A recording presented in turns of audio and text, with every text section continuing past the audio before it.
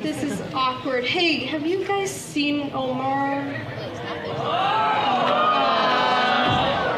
Omar, what are you doing? It's 2 p.m. The KUBE password is not over just yet. I'm just getting ready for Basheer's presentation on dreams. I want to learn how to lucid dream myself doing something I don't know how to do, but I just can't seem to come up with something that I don't know how to do. I don't know. Oh. You can't come up with something you don't know how to do? Nope. So you're getting all nice and cozy? Yes. All right, well, how about the rest of us give our respect and attention to Basheer Mossallam?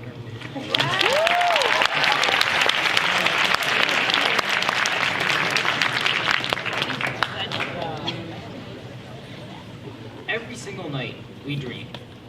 Mostly we forget them, sadly. But the times that we do remember them, they can be filled with excitement, fear, sadness, all types of emotions. It's almost like we're watching a movie in our minds, where either we're the main character or just the bystander, watching a series of events unfold. But no matter what the case is, that movie centers around your life, highlighting something about you. Because dreams are not random, as much as they sometimes seem to be. The way I like to think about it, dreaming is just a way of looking into your subconscious. Over the past couple years, I've been training to better my recollection of my dreams. And today, I wanted to share with you a couple facts regarding how dreams work, a few of the most prevalent ideas that people dream about, and finally, some tips as to how you can better remember your dreams. So how does dreaming work? We've got hundreds, thousands of thoughts and memories rushing around our mind at once. So how does our brain decide which of them we'll be dreaming about? Think of it like it's the Wheel of Fortune. Basically, when you go to sleep, all your memories are spread out along this wheel, and your subconscious will give it a few spins to determine what you'll be dreaming that night. Now, there are certain ideas and thoughts that our brain latches onto and marks as important, and these memories gain larger sections on the wheel, thus increasing the chances that they will get picked.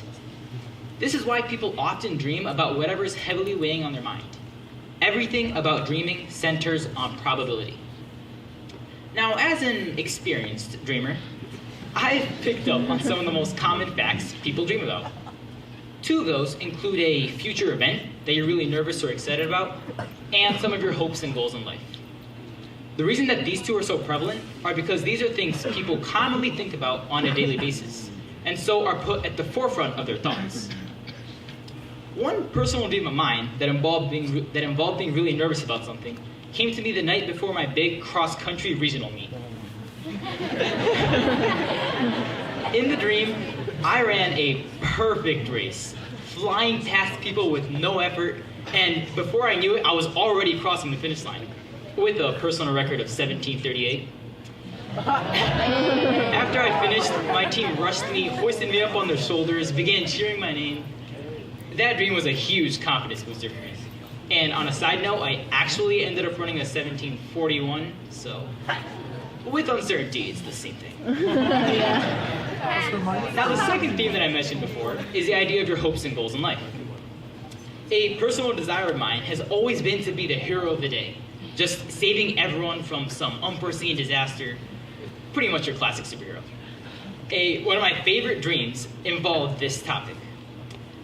I was on the edge of a cliff, looking out at a cage dangling a few feet away from me, over a pot of boiling acid.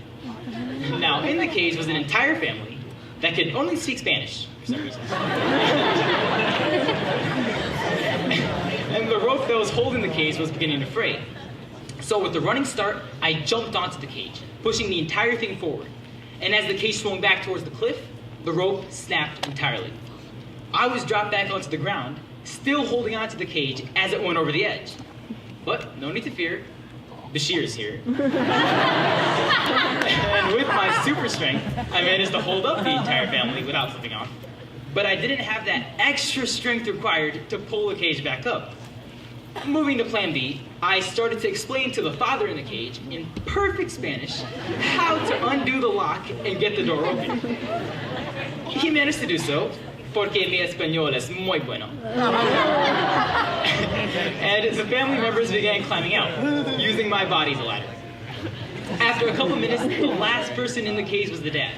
But before he could begin making his way out, my fingers began to lose their grip on the cage.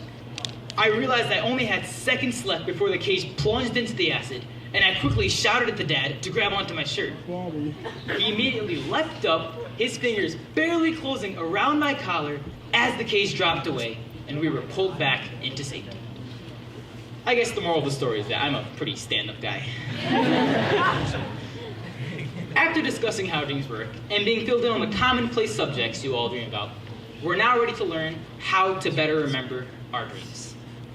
Science has already proven that there are certain groups of people that are simply born being able to remember their dreams more often. But that does not mean that for those of you that haven't been able to remember them, can't. Honestly, I was never really interested in dreams as I was growing up, mostly because I never had ones that I actually remembered.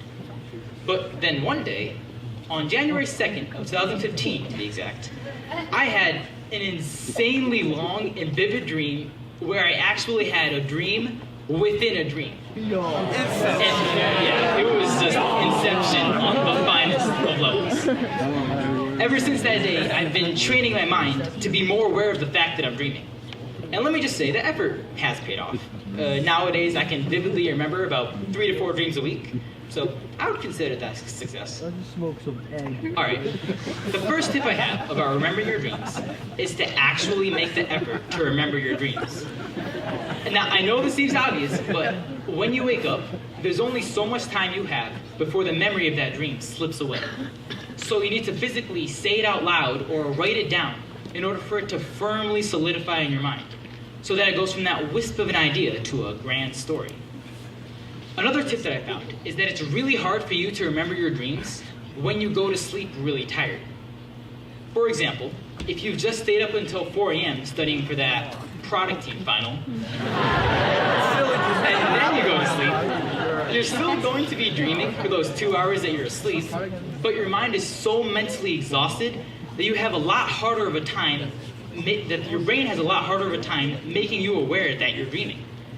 So, as tough as this is for IA students, try to get at least 8 hours of sleep a night. Then you'll actually have the bigger, better, and cooler dreams that you'll remember. Finally, the last tip I have for you all is your alarm. Do not use that blaring and loud alarm that suddenly forces you awake. The alarms that you should be using are the ones that start quietly and gradually get louder over time, easing you out of your sleep. Now, the reason for this is, if you're suddenly forced awake, your mind doesn't have much time to retain the dreams you just had. And so you don't even have the opportunity to try to remember them. But if you're being eased out of your sleep, then your mind is given the chance to collect onto your dreams, and finally the chance to remember them once you're awake. As I mentioned before, every single night we dream.